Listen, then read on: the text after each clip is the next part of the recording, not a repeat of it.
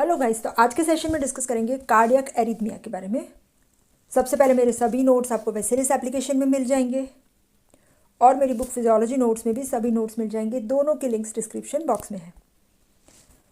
तो cardiac arrhythmia की definition क्या है? एरिथमिया का मतलब होता है कि जो हमारी नॉर्मल रिदम है उसमें कुछ एबनॉर्मलिटी है, ठीक है। तो हार्ट या तो बहुत ही फास्ट या बहुत ही स्लो या इरेग्युलर पैटर्न में वो बीट कर रहा है, ठीक है। और जो नॉर्मल फिजियोलॉजिकल सिचुएशन है इसमें भी कभी कभी हमें ये एबनॉर्मल रिदम एरिथमिया देखने को मिल सकता है, जैसे कि एक्सरसाइज कर रहे हैं, कोई इमोशनल स्ट्रेस है या और कोई डिजीज़ कंडीशन है, तो ये पैथोलॉजिकल कंडीशन हुई। तो दोनों सिचुएशंस में एरिथमिया हो सकता है। अब ये कार्डियक एरिथमिया का कॉज क्या है? तो ये कार्डियक एरिथमिया हमारा हो सकता है या तो जो हमारा पेस मेकर है उसकी साइड चेंज हो गई है या उसकी एक्टिविटी चेंज हो गई है। तो इसकी वजह से जो एरिथमिया है इसे दो टाइप में डिवाइड कर सकते हैं। एक है हमारा नॉर्मोट्रॉपिक एरिथमिया, मतलब ऐसे नोड ही हमारा पेस मेकर है लेकिन हार्ट की रिदम इरेग्युलर है। और दूसरा है एक्टोपिक एरिथमिया। यहाँ पे क्या होता है, ये पेस मेकर चेंज हो जाता है, ऐसे नोड के बदले और कोई पेस मेकर आ जाता है और रिदम एबनॉर्मल हो जाती है। तो नॉर्मोट्रॉपिक एरिथमिया, यहाँ पे नॉर्मोट्रॉपिक एरिथमिया मतलब यहाँ पे जो हमारा ऐसे नोड है वही पेस मेकर है, ठीक है, लेकिन उसका या तो रेट या रिदम चेंज हो जाता है, ठीक है। तो ये नॉर्मोट्रॉपिक एरिथमिया है, ये तीन टाइप के होते हैं। एक है साइनस एरिथमिया, दूसरा साइनस टेकिकार्डिया, तीसरा है साइनस ब्रेडिकार्डिया। साइनस एरिथमिया में क्या हो रहा है, जो हमारा हार्ट रेट है इसमें नॉर्मल वेरिएशंस होते हैं, ठीक है। यहाँ पे क्या होता है कि रेस्पिरेशन के साथ ये जो एरिथमिया है वो देखने को मिल रहा है, जिसे कहते हैं रेस्पिरेटरी साइनस एरिथमिया। ये हेल्दी इंडिविजुअल में भी हो सकता है, जैसे कि हमारा नॉर्मल हार्ट रेट है 72 बीट्स पर मिनट, ठीक है, लेकिन इंस्पिरेशन में ये हार्ट रेट बढ़ रहा है और एक्सपिरेशन में ये हार्ट रेट कम हो जाता है, ठीक है। और ये जो वेरिएशन है वो नॉर्मल होता है। यंग हेल्दी इंडिविजुअल्स में भी ऐसा एरिथमिया देखने को मिल सकता है। साइनस एरिथमिया में ईसीजी में क्या चेंजेस आ रहा है? तो ईसीजी ऐसे तो नॉर्मल होता है, लेकिन जो आरआर इंटरवल है वो चेंज होता है और ये चेंज रिदमिकल होता है, ठीक है। आरआर इंटरवल इंस्पिरेशन में शॉर्ट हो जाएगा और एक्सपिरेशन में लॉन्ग हो जाएगा। अब ये साइनस एरिथमिया का कॉज क्या है? यहाँ पे साइनस एरिथमिया में क्या होता है, जो इम्पल्स जनरेशन रेट है, डिस्चार्ज रेट जो ऐसे नोड में से हो रहा है, ठीक है ना, वो चेंज हो जाएगा। यहाँ पे इंस्पिरेशन में क्या होगा, क्योंकि हमारे जो लंग्स है ना वो एक्सपांड होते हैं, ठीक है, इसकी वजह से जो इंट्राथोरेसिक प्रेशर है ना वो डिक्रीज हो जाएगा, जिसकी वजह से जो वीनस रिटर्न है ना वो बढ़ेगा। जैसे लंग्स है, इसका नेगेटिव प्रेशर बढ़ा तो यहाँ पे जो एक्सपांशन हुआ इसकी वजह से ये जो वेन्स है ना उसको ज़्यादा जगह मिलेगी, ठीक है ना। इसके साथ साथ जो लंग के स्ट्रेच रिसेप्टर्स है वो स्टिमुलेट हो रहा है, जिसकी वजह से वेगल टोन डिक्रीज हो रहा है, ठीक है, और बेन ब्रिज रिफ्लेक्स भी इनिशिएट हो रहा है, जिसकी वजह से हार्ट रेट बढ़ेगा। एक्सपीरेशन में पूरा उल्टा हो रहा है, लंग्स डिफ्लेट हो रहे हैं तो इंट्राथोरेसिक प्रेशर बढ़ रहा है और वीनस रिटर्न डिक्रीज हो रहा है। यहाँ पे स्ट्रेच रिसेप्टर का स्टिमुलेशन नहीं होगा, जिससे कि वीनस टोन इंक्रीज होगा और ब्रेन ब्रिज रिफ्लेक्स स्टॉप हो जाएगा, जिसकी वजह से हार्ट रेट कम हो जाएगा।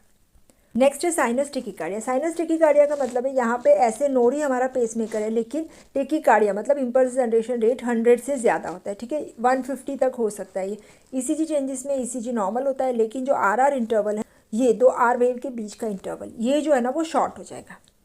साइनस टेकिकार्डिया के कॉजेज़ की बात करें तो फिजियोलॉजिकल कंडीशन साइनस टेकिकार्डिया हमारा नॉर्मली हो सकता है एक्सरसाइज में, इमोशनल स्ट्रेस है, fear, anxiety, excitement, high altitude पे क्योंकि ऑक्सीजन कम होता है, और प्रेगनेंसी में। और पैथोलॉजिकल कंडीशंस है जैसे कि फीवर, एनीमिया, थायराइड बढ़ जाना या फिर एक्सेस कैटेकोलामाइंस, एड्रेनालिन और एड्रेनालिन का सिक्रीशन, कार्डियोमायोपैथी जो कार्डियक डिसऑर्डर है, वाल्व का कोई डिजीज़ या हेमरेजिक शॉक, इन सब में भी साइनस टेकिकार्डिया हो सकता है। इसके साथ साथ कुछ कॉमन सिम्टम्स भी मिलेंगे, जैसे कि पाल्पिटेशन। पाल्पिटेशन मतलब हमें हार्ट बीट अपनी फील होती है, डिजीनेस, अनईजीनेस हो जाता है, फेंटिंग अटैक जैसे चक्कर आके वो गिर जाता है, शॉर्टनेस ऑफ ब्रेथ और चेस्ट डिस्कम्फर्ट और एंजाइना, ये भी सिम्टम्स हो सकते हैं।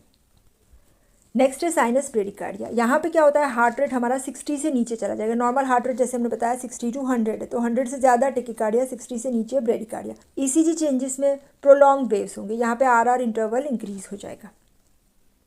के कॉजेज़ में फिजियोलॉजिकल कॉजेज़ में आएगा ड्यूरिंग स्लीप के टाइम पे हमारा हार्ट रेट कम होता है तो ब्रेडिकार्डिया होगा। और सेकेंड आ रहा है ट्रेंड एथलीट्स में, क्योंकि एथलीट्स में कार्डियक एफिशिएंसी ज़्यादा होती है और वेगल टोन भी ज़्यादा होता है। और पैथोलॉजिकल कंडीशंस में ब्रेडिकार्डिया कब होता है, जब हमारा ऐसे नोड में कोई डिजीज़ है या फिर टेम्परेचर कम हुआ है, हाइपोथर्मिया या हाइपोथायरॉयडिज्म या मायोकार्डियल इन्फार्क्शन जिसे हार्ट अटैक भी कहते हैं, कंजेनाइटल हार्ट डिजीज़ में, या एजिंग के साथ अगर कोई डीजनरेटिव चेंजेस हुए तो भी साइनस ब्रेडिकार्डिया हो सकता है, ऑब्स्ट्रक्टिव जॉन्डिस में भी, और जब इंट्राक्रेनियल प्रेशर बढ़ जाता है तब भी साइनस ब्रेडिकार्डिया हो सकता है।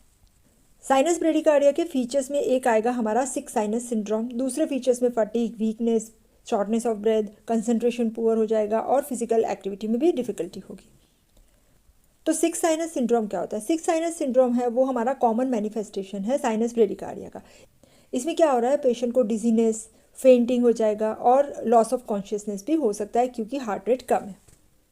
ये हमने कंप्लीट किया नॉर्मोट्रोपिक एरिथमिया। दूसरा है एक्टोपिक एरिथमिया। एक्टोपिक एरिथमिया का मतलब है कि कोई एक्टोपिक फोकस है, कोई भी फोकस जो है वो एबनॉर्मल हार्ट रिदम क्रिएट कर रहा है, ठीक है ना। यहाँ पे क्या हो रहा है, जो पेस मेकर एक्टिविटी है वो शिफ्ट हो जाएगी ऐसे नोड के बदले, और कोई जो हार्ट का पार्ट है ना वो पेस मेकर बन जाएगा, जिसे एक्टोपिक पेस मेकर कहते हैं, ठीक है।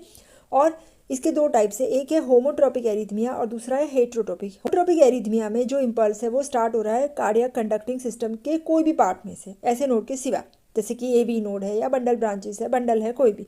और हेट्रोटॉपिक में क्या हो रहा है कि कोई भी कार्डियक मसल में से ये जो इम्पल्स जनरेशन स्टार्ट हो जाता है, ठीक है। और ये एक्टोपिक एरिथमिया के कॉमन टाइप्स आएंगे हमारे, एक है हार्ट ब्लॉक, दूसरा है एक्स्ट्रा सिस्टोल जिसे प्रीमैच्योर बीट भी कहते हैं, paroxysmal tachycardia, atrial Flutter, atrial fibrillation, ventricular fibrillation. तो आज हम डिस्कस करेंगे हार्ट ब्लॉक। तो हार्ट ब्लॉक को कंडक्शन डिस्टर्बेंस भी कहते हैं। हार्ट ब्लॉक में क्या हो रहा है, जो भी इलेक्ट्रिकल इंपल्स हमारा ऐसे नोड प्रोड्यूस कर रहा है, ठीक है ना, वो आगे कंडक्टिंग सिस्टम में पास नहीं होंगे, ठीक है। इसकी वजह से क्या होगा, जो हमारा एवी नोड है या और कोई पार्ट है वो एबनॉर्मल हार्ट रिदम जनरेट करेगा, जिसे कहते हैं एरिथमिया। तो ये जो हार्ट ब्लॉक्स है जिसे कहते हैं कंडक्शन डिस्टर्बेंसेस, ठीक है, ये हार्ट ब्लॉक्स जो है वो दो टाइप के होते हैं, एक है हमारा साइनो एट्रियल ब्लॉक और दूसरा है atrio ventricular block. Cyano atrial block इसे साइनस ब्लॉक भी कहते हैं। इसमें क्या हो रहा है कि जो इम्पल्स जनरेट हो रहे हैं ऐसे नोड में से वो एवी नोड तक नहीं पहुंचेंगे, और इसकी वजह से क्या होगा, हार्ट है जो बीटिंग करना टेम्पररीली स्टॉप कर देगा, ठीक है। और इसके बाद थोड़े टाइम के बाद हमारा जो एवी नोड है ना वो पेसमेकर बन जाएगा और एवी नोडल रिदम स्टार्ट होगी, ठीक है। और हार्ट रेट जो होता है वो ऐसे नोड की रिदम से स्लो होगा, जैसे कि 40 to 60 बीट्स पर मिनट जितना। इसके बाद है एवी नोडल ब्लॉक। यहाँ पे क्या हो रहा है, हमारा जो एवी नोड है वहाँ पे कंडक्शन ब्लॉक हो रहा है, ठीक है। इसकी वजह से क्या होगा कि जो इम्पल्स है वो एट्रिया से लेके वेंट्रिकल तक नहीं पहुँचेगी। उसके कॉजेज़ में या तो एवी नोड या एवी बंडल का इश्चेमिया है, या एवी बंडल में कंप्रेशन हुआ है, या कोई इन्फ्लेमेशन है एवी नोड या एवी बंडल का, और या फिर extreme stimulation of heart by vagus nerve, जिसकी वजह से जो इम्पल्स कंडक्शन हमारे एवी नोड के थ्रू बंद हो जाता है। इसके मेनली दो टाइप्स है, incomplete heart block and complete heart block. Incomplete heart block में first degree and second degree heart block आएगा, और कंप्लीट हार्ट ब्लॉक में थर्ड डिग्री हार्ट ब्लॉक आएगा। तो फर्स्ट डिग्री हार्ट ब्लॉक, यहाँ पे क्या हो रहा है कि जो कंडक्शन डिफेक्ट होती है वो माइल्ड होती है, मतलब कि जो इम्पल्सिस है वो एवी नोड से पास होते हैं लेकिन स्लोली होते हैं, लेकिन यहाँ पे हर एक इम्पल्स वेंट्रिकल तक पहुँच रहा है, ठीक है। तो इसमें क्या हो रहा है कि एवी नोडल डिले बढ़ जाता है, यहाँ पे कोई बीट मिस नहीं होती, मतलब सभी बीट्स एट्रिया से लेकर वेंट्रिकल तक पहुँचेगी, ठीक है। यूजुअली बिनाइन होते हैं और एसिम्प्टोमेटिक होते हैं। यहाँ पे क्या होगा, पीआर इंटरवल है वो प्रोलॉन्ग्ड हो जाएगा more than 0.20 seconds. First degree heart block commonly young adults और एथलीट्स में देखने को मिलता है, और कभी कभी रूमेटिक फीवर के बाद भी ये प्रेजेंट होता है, और कुछ ड्रग्स जैसे डिजिटालिस है इसके बाद भी first degree heart block present होता है। और क्लिनिकल सिग्निफिकेंस है कि ये कोई सिम्टम्स प्रोड्यूस नहीं कर रहा है, लेकिन पीआर इंटरवल प्रोलॉन्ग मिलेगा हमें ईसीजी में। नेक्स्ट है second degree AV nodal block. यहाँ पे second degree AV nodal block है, ये पार्शियल ब्लॉक है, जिसके अंदर क्या होगा, कुछ इम्पल्सेस ऐसे नोड में से एवी नोड में नहीं जाएंगे।